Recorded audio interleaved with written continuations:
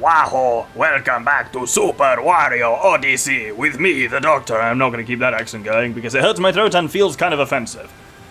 In the last episode, we started exploring some of the moon rocks after finishing up on the dark side, and this episode we are going to be absolutely just caning on with that. So to start off with here in the Cascade Kingdom, we have a secret area, the Windy Bridges. And this is quite a complex one. The trick is all about the wind, which fortunately the path the wind is going to blow is always marked on the floor. You'll see what I mean in a second. Here, things are going very fast at the beginning of the episode already. Here, this thing's sliding left or right, and we just need to make sure we don't get shoved off. We just kind of have to time it. This one has a very Mario Sunshine feel, and I don't mean that entirely in a positive light. Secret level here, secret bit here is throw Cappy. Okay, wait for the wind to turn on, then throw Cappy into it, and he'll hit that switch. This brings us to an area over here, which we can use with Cappy, and all we have to do is throw him into this machine when the wind's on. And he spawns us a moon over there. Fortunately, actually, the moon comes over here. I really thought I had to go over there and get it. That's much better. Gusty bridges, sorry, it's called, not windy bridges. But yes, I was saying that the areas where you're not safe from the wind are marked on in a kind of slightly lighter orange, which is kind of cool. But then, obviously, in sections like this, it's about knowing where this is going to slide. I want to be on the other side for this now, I think. It doesn't matter which side you start on. I've just been waiting too long. Right. This bit should be safe. Yeah, you can see from the kind of grooves where it slides as well. This one. Ah, the Waluigi symbols. Wonderful. Oh, ooh, there we go. Just got it. And with that, we can grab our second moon and head back outside. And we'll go to Fossil Fall Heights. So from here, we have got a couple of things that we want to do. First off, there's the nose of the big fossil itself. This we can get down to from here, and spin Cappy on it right on the nose. You can get up there using those floating platforms, but it's a real bugger. It's far easier to just go from those checkpoints. Up next, we have got these chain chomps, there we go. And we want to use this one to smash a very specific fossil. That one there. That is, it feels like you can't hit it, but I assure you, you can. You just need the full wind-up, and you need to hit it just on its left edge. And that frees up a moon. Not an easy one to find, that one. I believe Talkatoo still does absolutely work for the moon ones as well, so he'll tell you, oh, you're missing a moon, which is entitled Inside the Busted Fossil. Doesn't usually narrow it down, though, if I'm honest. Up next, we have got this little stone bridge, and off to the left here is just another moon. I was saying that we're not going to spend we're going to spend longer in these ones than we did with the post-game ones. But come to think of it, I'm actually not so sure, because we do fucking rattle through some of these.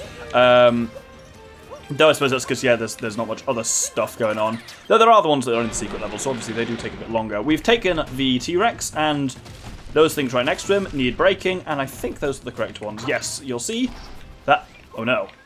Wow, I was briefly in him. That revealed a glowing spot with another moon underneath it. Brilliant. Do I get a breather? No, actually, yes I do. Because we need to make our way over to the north. And there is a moon pipe here, which means second secret level. And this one's a real bitch. It feels a bit more Mario Galaxy, this one, because its gimmick is these little kind of hat platforms that you can make appear, which quite frankly aren't in any... They're in I suppose they're in the Cloud Kingdom as well, but like you don't see them much after the Cascade Kingdom. When I first played this, I kind of assumed they were going to be a bit more of a thing, but they really weren't. And I assumed one of those was going to be a millionaire, but none of them were. The annoying thing is, yeah, it's just quite hard to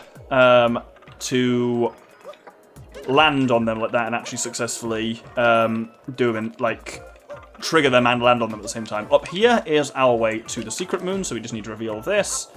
And then this one, yeah, the timing from underneath is a bit awkward. Why am I doing backflips? There we go. Wonderful.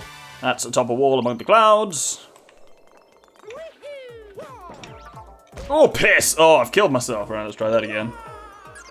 Right, now back at this part, we just want to trigger that, and then this final bit is deeply annoying at times. Not just to these spiky bastards, but there's just a lot of irritating jumps to make. And the trick is basically just aim straight for the hat thing, and when you physically hit it, throw Cappy, and you'll trigger the platform almost immediately. So you just want to basically land on the hat switch itself. Oop. And one more jump to make, which is... Oh, balls, that's a hard one! Right, let's try that again. And jump! Whoop. There we go, brilliant. And with that done, let's head back out to the Cascade Kingdom. Now from here, up to the right here is with a series of clouds, which were here last time we were here, but hiding sneakily above them, and not easy to spot necessarily, well, it is if you come up here, is a moon. I think we can only get it from being on this cloud and backflipping over to it. There we go. Wonderful. Now with that done, I've killed myself. Let's try that again. So with that done, we want to head into the retro section here, because you'll notice there's a note that wasn't there before. Can't remember if I mentioned it this episode, but yeah, it's one of the moons that we also still need for Toadette is to do a certain amount, I think it's 25 loads of taking notes. Shit, I'm not going to do this in time. Oh, there we go, just got it. Whew.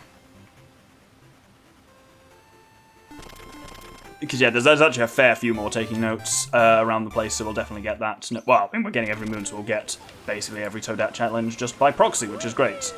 Next, we have a series of clouds to follow. So here, the trick is just throw, jump, and proceed. So speed her on. And that gets us just a hat, a skip, and a jump. And with that, we are done. And we can see we're done. So we look in the top right. It says, yeah, 40 out of 40 with a star next to it.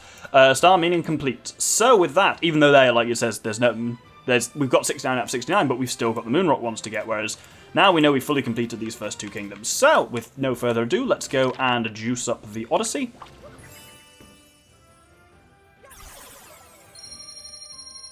And with that, we will head off. Ooh, we're almost at the 700 mark of the 880 normal moons in the game. With that, let's head off to the Sand Kingdom and crack open the Moonrock. So these ones are spread all over the gaff. So we're going to focus on that two that's just in town, down and kind of to the right from us.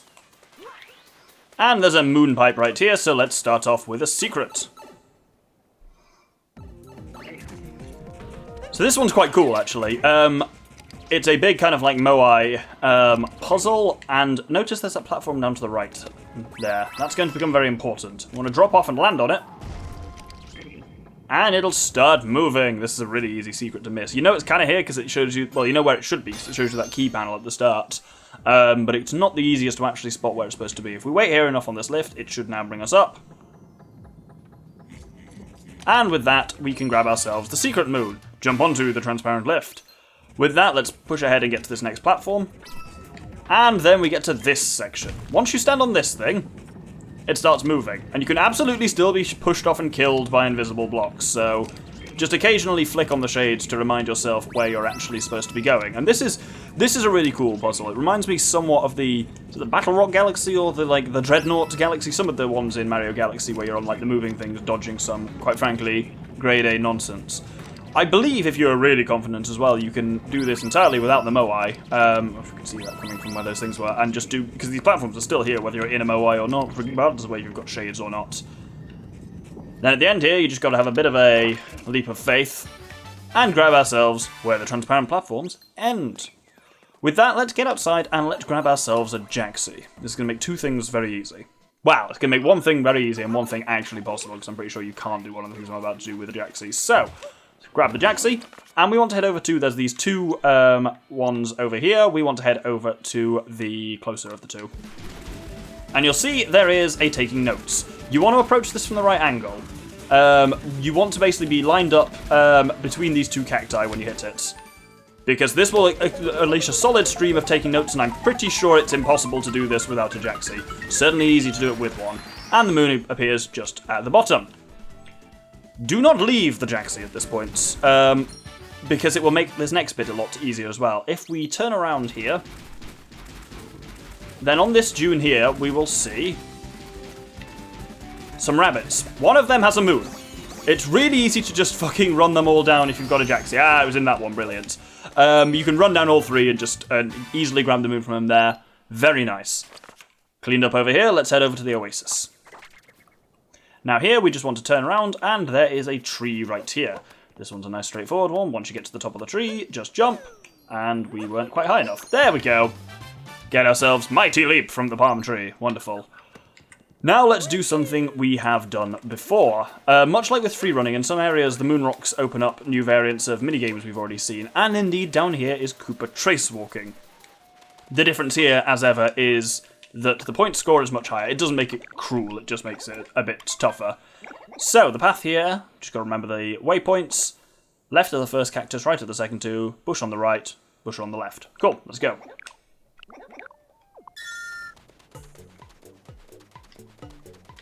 Cactus on the left, cactus on the right, bush on the right, bush on the left, gone a bit pear-shaped at the end. There we go. Wow, that was good. Holy shit. Oh, I've never got 100 in that, but I don't know if it's possible. I assume it must be. And you don't need to be perfect, you just need to be bloody good. But there we go. Cool. More walking in the desert. Wonderful. We now want to head, if we head, there's somewhere near here, there's a taxi stop. Not up there. Ah, there it is, next to the ruins entrance. And let's summon a Jaxi. I think it's weird, they're like, it costs 30 coins to get on a Jaxi. It's like, yeah, once, and then they're with you literally like forever. I think there might be some other ways of getting this one, but the main way I've always found it is to ride the Jaxi to that island in the middle of the lake. Wonderful. Let's head now up to the round tower. And what we want to do here is... well, there is one over there, but we'll get to that in a second. I actually want to hop down here, where there is another closer one. Because just right down here on the sand dunes is... into the flowing sands. Wonderful. From there, we actually... oh, right, we're going to do something horrific. Let's head over to the sand pillar. If you don't know what you're doing, this can be literally one of the hardest moon rock moons of all of them, frankly. But there's a secret to it. So our goal is miles away. Oh god, fuck, I've switched to Joy-Cons and I could forget you can actually look around with the Joy-Con. Jesus Christ, that's disorientating, and I'm the one doing it. How do I get out? There we go. So our goal is all the way over there. I can hold my hand steady. I'm just going to put that down on the table and aim with the hand. Nope, it's the... oh, fucking bollocks. Right, there we go. So, over to the left there on that pillar is a rock that we need a bullet bill to crack. Getting a bullet bill over there is bloody hard, because the bills spawn here, and I'd take my word for it, if you catch one here, they ain't got the beans to do it. There's only one way to do this that I've ever found. Take a bill, and we go over here. Now here, we wait. We wait for another bill to come. If you were on the other pillar to the right there, the bills would just hit that chunk of wall that's sticking out, but here, the bills reach you. But even capturing one here is not enough. We need to lure them a bit closer to have a chance of doing this. So, we... oh, piss. So what I was going to say is we need to wait here until one is past the gap in the wall. Then we long jump over to here, lure it towards us here, take its hat off so we've got an easy shot at it, and then that should be far enough there. And if we shake the thing madly, we should just get over here in time. I'm accelerating, I'm shaking. Come on! Oh! You've got a fraction of a second's window here. That one you basically have to do perfectly, but the trick is to lure it as far as possible before actually capturing it, because then the timer does entirely reset. Whew. Let's head back up to the round tower. And you'll notice that straight below us here... okay, you can't see it from here clearly. Somewhere in this retro section... there it is, here's a take notes. This one is pretty straightforward, it's just the game knows how to throw you into the paths of bullet bills, basically. So you just have to time stuff a little bit with that, or just tank some damage. That's nice and straightforward. With that done, there was that one I pointed there over on those lifts to the right, like where on the way to the Moai reservation, so reserve even. So let's warp up to the round tower and head over there. And we can just grab this moon here when this platform's about to drop, is your perfect time to jump over and get it. Worth noting as well, by the way, because of the trick that makes the moons appear on the map, that tells us something important. Moonrock moons will only appear on sections of the map which are visible, as in which sections of the map which you can see that have a map for. Which means here, for example, underground and in the inverted pyramid, there are absolutely none. It means in the Wooded Kingdom, none are in the fucking deep woods, which is handy, and none are in the moon caves on the moon, so... Moonrock stuff only appears in the overworld. And with that, we've made it over to the Moai Reserve. I could have walked here, but that was a good chance to talk anyway. So, let's grab ourselves a Moai. Don't run in there. There you go. And what we want to do is head over here to that lift that's moving up and down. And this one's an interesting one. Because there's a glowing light there, which we can only see with shades on. And if we ground pound that... well, we need to actually hit it first. There we go, we get a moon. Wonderful. With that, one more thing I want to do this episode. I feel like I've been making fairly good time this episode, so I actually don't know how how long this episode's going to be. Probably on the shorter side. Well, we'll adjust that for next episode, I suppose. But this is just a really annoying one. We need to get to that moon up there. That moon up there is a Goombat. So we need to bring a Goomba. Just one. She's perfectly reachable from the ground. And we need to remember to go around the right way. And I just get to walk Goomba all the way over there. So, speed her on, please, Doctor.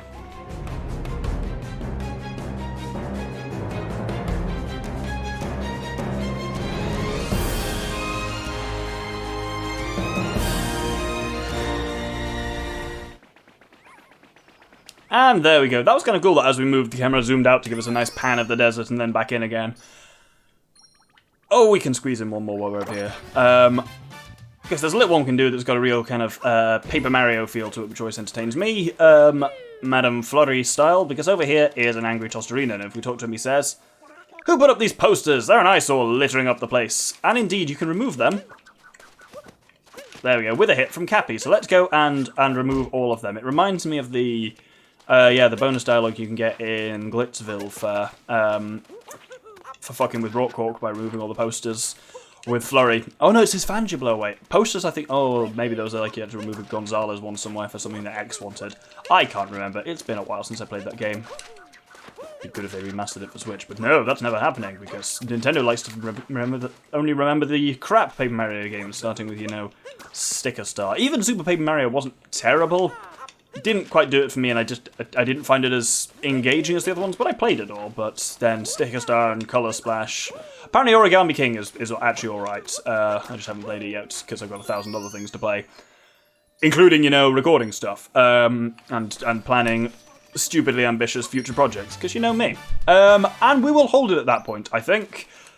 We have cleaned up in the Cascade Kingdom, and we've done a lot of good work here in the Sand Kingdom. Next episode, we will be finishing up here, and then moving on to the Lake Kingdom. Hope you'll join me then. Thank you very much, and good day.